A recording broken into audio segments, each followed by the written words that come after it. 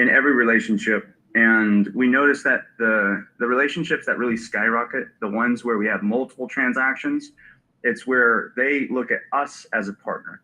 We've always treated the agent and looked at the agent as a partner. And that's why, we don't charge hundreds of dollars on a monthly basis. We make the bulk of our revenue at closing so that we're incentivized with the real estate agent on day one.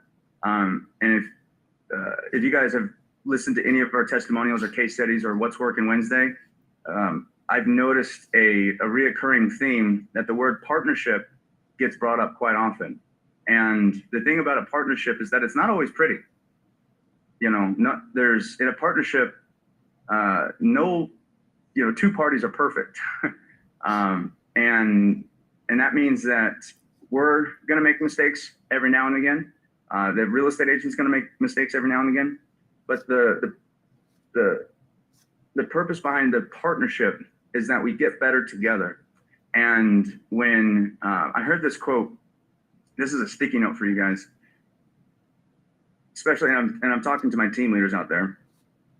When my effort exceeds your effort to get better, this no longer works. When my effort exceeds your effort to get better, this no longer works. And if you think about the exact opposite of that, it works when we both work. And so when you show up to these calls, Hope, I know you were kind of joking yesterday when I asked you, hey, can we review your call? You're like, I don't know. I wasn't joking, but that's okay. Thank you for letting me put you on the spot.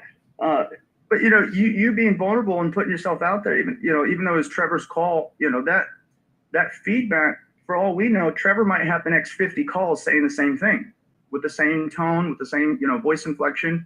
And worse, after his 50th call saying the same thing, he might think, golly, it's the business, it's the industry, it's the leads, it's the, whereas, hey, it could be the leads, but also, there's some other areas of improvement here, right? And so Wednesday, Ayanna, really emphasized that it is a partnership. You have to raise your hand. You have to ask questions. You have to accept feedback.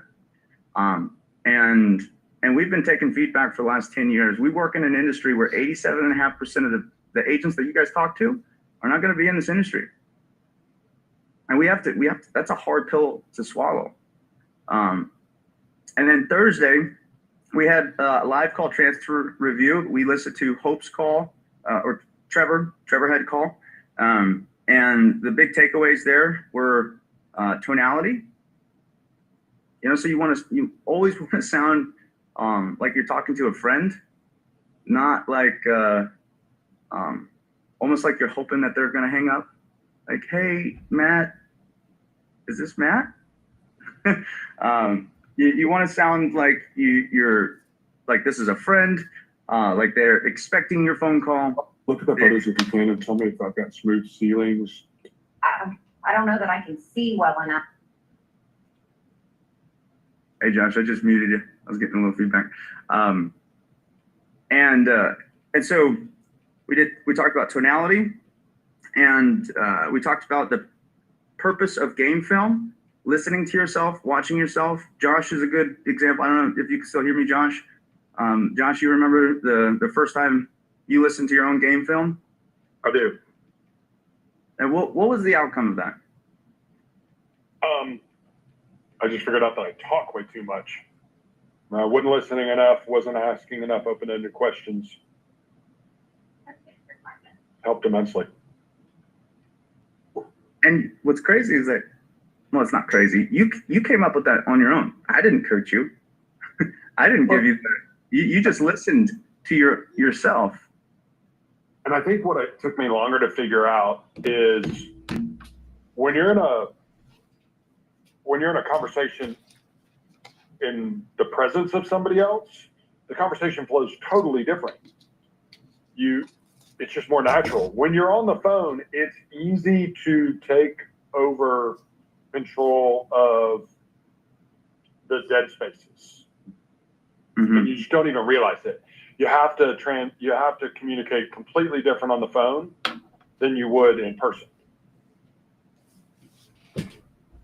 Could you expand on that, like an example? Well, if you're on the phone, you don't get hand gestures. There's no. It's two-dimensional as opposed to three-dimensional. Mm-hmm. So you can't pick up on, eye movements, on facial gestures. You can't pick up on all the communication cues that you would have having a face-to-face conversation versus on the phone. You can try to listen for the inflection points or a sigh, but you have no idea. You don't know. And so it's just way too easy to barrel through, it almost seems more logical to barrel through and be that stronger presence on the phone than it does to lay back, ask open-ended questions, let them do 65 to 70% of the talking, and you get to do 70% of the listening that way. Yeah. Because you pick up a whole lot more listening than you do talking. Mm-hmm. You know, what does that mean? You know, everyone says, you got to listen more. You got to listen more. Can anyone give me some tactical feedback or tactile advice? How can I show the other person that I'm listening? Repeat back to them. Listening. I don't know if you can hear me. I'm on my headphones, but actively listening and asking questions and reciting what they say. So if they say something, do you say, so I understand correctly, this is how you're feeling? And then it validates them. And then it actively allows them to know that they're listening and heard. Mm-hmm. 100%. 100%. Repeating their words is probably the most powerful thing, way more powerful than any script that you guys can get from Ricky Carruth, from Leo Ferrer, from John Cheplack. Using their words is the most powerful script that you can use in conversation. Why? Because the prospect believes almost nothing of what you say and almost everything of what they say. And so when you are trying to, when you're asking the right questions, you'll be able to handle the right objections. Like, for example, we talk about, and this deserves its own masterclass, but the 7 points of clarity to understand, the 7 beliefs about your prospect to avoid ever getting ghosted. We talk about pain, doubt, cost, desire, money, support, trust. And cost is one of those beliefs, one of those questions that we ask to understand our prospect. Understanding the cost of an action allows us to avoid the timeline objection later on in the conversation. So when we ask better questions, it helps us take better control of the actual relationship. So for example, if someone has a 2-bed, 2-bath that they need to sell, they have equity in it, husband's W-2 worker, 2 years, you know that they're going to get financed, and they got a baby on the way, and they have 2 little ones that are sharing a room right now. 2-bed, 2-bath, right? And then you ask the question, so what's making you move or making the sell your house, or you're asking why now, and then later on you get the text, hey, I'm just not ready.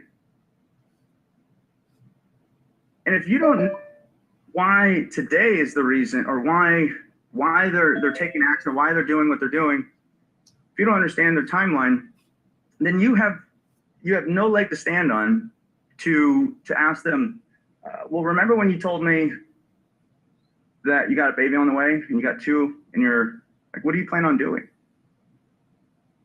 What do you plan on doing? If you hadn't asked that question, you wouldn't be able to handle that objection.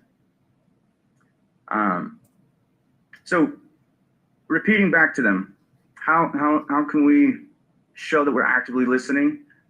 Using their words. Andres, I see your message. Can we set something up next? Absolutely. I'll let you guys schedule that. You just tell me when. I could put on that masterclass on a moment's notice, man.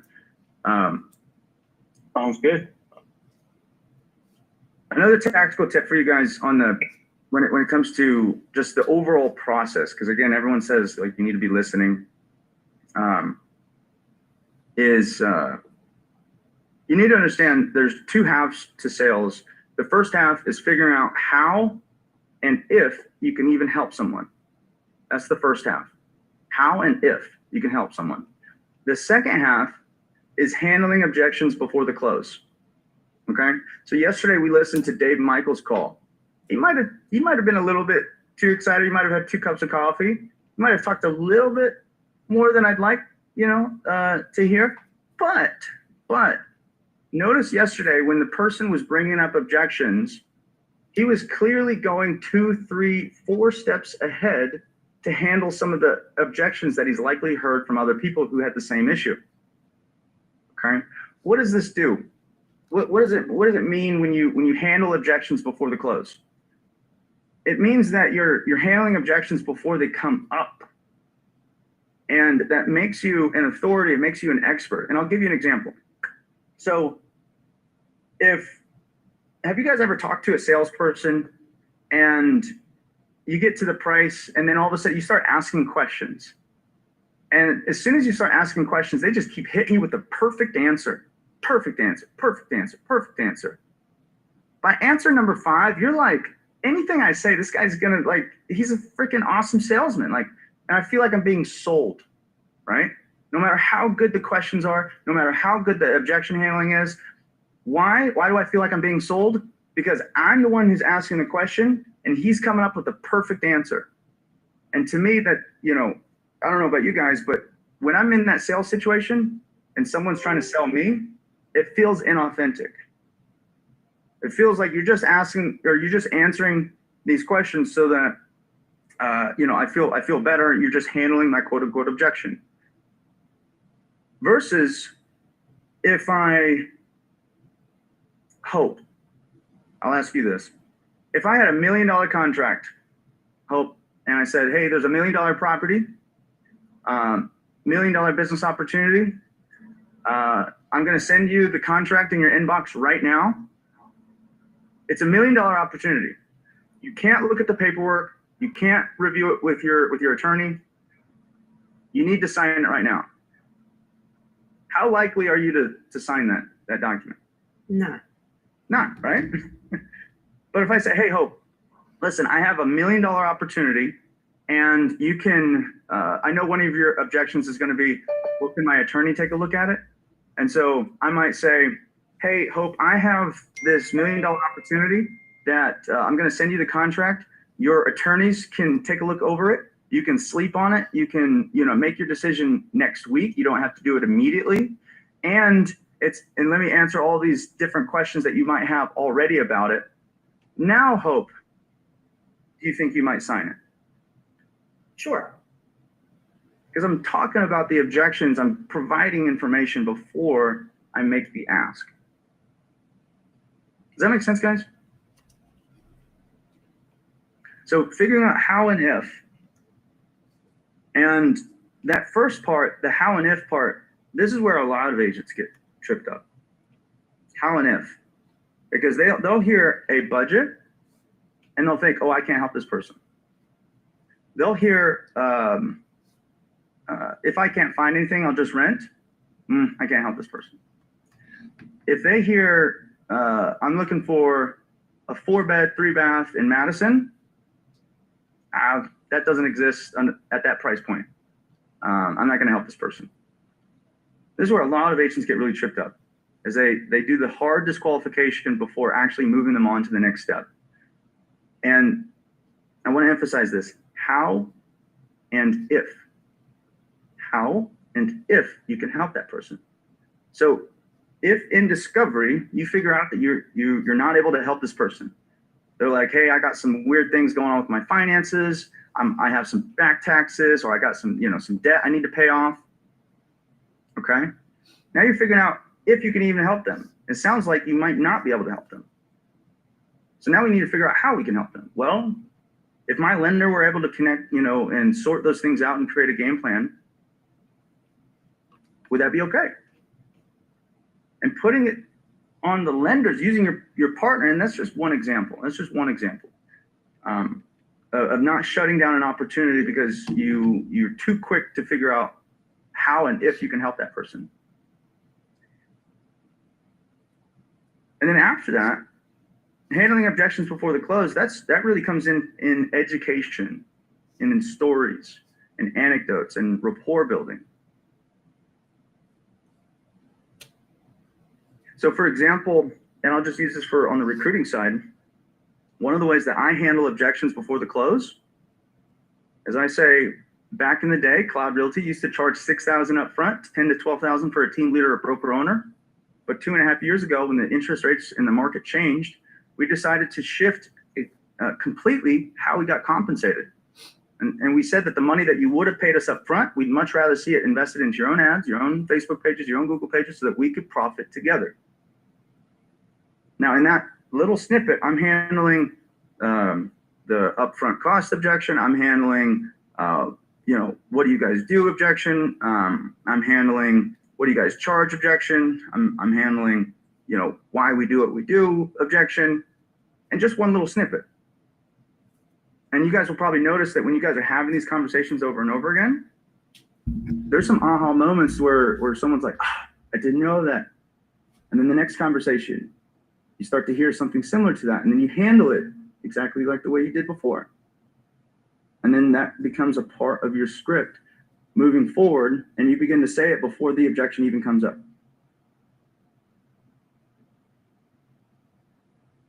Okay, I've been talking at you guys, forgive me. The floor is yours. What questions do you guys have? I can go on forever about this stuff. I love this stuff. I love what I do. I have a question. It's more like, it's a little bit different than what we were doing here. But one thing I've been doing is, like, when I've been making calls, I have my secondary screen and I have like a spreadsheet. So every time I have an objection, I will literally write it down. And then the most common ones. And then I'm like, okay, so then I kind of go back to the platform of like listening, because when you have that, it's so hard in the beginning to be like, how do you pivot this? So I have this Excel spreadsheet, and then it's kind of figuring out, okay, why are they asking this, and understanding the psychology, and then kind of regain that. I'm just wondering, is there something that you did to kind of help you with just like, not pivoting, but like understanding, or like a YouTube video, or like someone that you like really resonated with that helped you with that? Which part specifically? Just like the objections, like understanding the psychology behind it, like practicing it. Would you recommend like doing it with another agent, doing it on your own? Like just so that way when you hear these objections, it's just like second nature how to pivot it.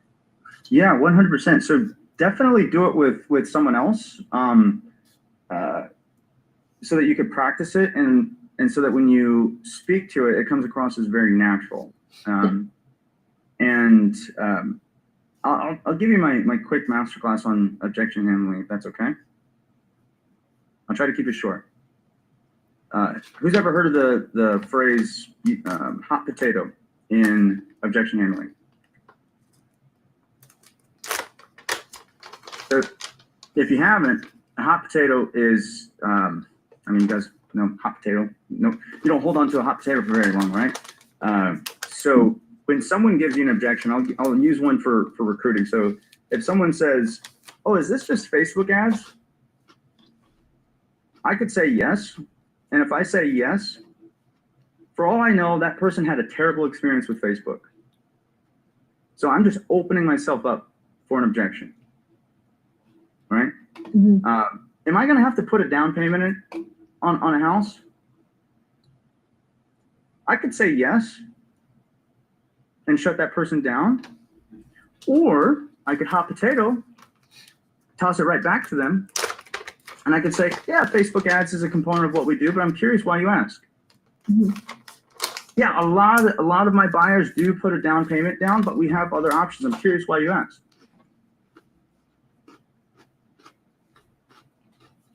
Right. So hot potato, you're getting clarity on the objection, okay? Because sometimes when they ask the question, that's not really what they're asking.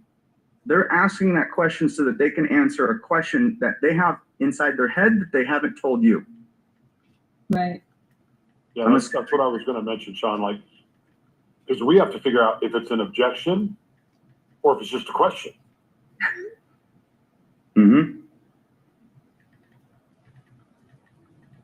They are asking that first question most of the time because they want to answer a question that they have inside their head that they haven't asked you. It's 12:30. So, so hot potato, ask them clarity, and some tactical things that you could specifically ask is, what do you mean when you say, insert their words? When someone's like, oh, it's just crazy, the market's just crazy. Yeah, I told you, I've heard the same thing, but I'm curious, what are you reading that makes you think that the market's crazy? Or what makes you say that? Or when you ask them more why questions, like digging it out from them, like, why do you think this? Can you explain it? Or like reciting it and saying, so just so I understand correctly, you think this, and then kind of pivoting in that way. Mm-hmm. So, and why I got this from Coach Russ, why can sometimes sound and feel disempowering, So if I'm like, Josh, why'd you show up late? It sounds like I'm judging him. But if I said, hey, Josh, what caused you to join a few minutes, after we started? You see how instead of asking why, instead of ask what, changes kind of the feeling of the question. Try that next time. When you're asking a question, just replace the why with the what. Yeah. And it comes out a little softer. No, I agree with that. And then it was more inviting to be like, well, I was late, or like kids, and then they like feel more human, right? Not like we're all human. Everyone's gonna be late here and there. Mm-hmm. Faster track. Faster track goes until noon. Faster track? What's that? EXP Faster Track ends at noon, and your call started at noon. Oh, You can okay. only jump off one Zoom and jump on another. And when the CFO is going long on Brian Ellington is going long, you stick around for an extra second. Sure. So, and it's interesting, right? And you're sitting here, and I'm reflecting, because the number one thing is we have to figure out a way to gain immediate credibility. And it is impossible to do that by anything but a phone call or in person. It has to be a conversation. It cannot be a text. It cannot be an email. There is no way to even respond, because when you respond like that, I'm curious, when it comes across on a text or an email, it hits differently than in a conversation. And this is why we cannot substitute AI nurturing, maybe AI at one point in time, but nurture any kind of communication. It cannot be replaced early on in contact with a lead with anything. Phone call has to be part of it.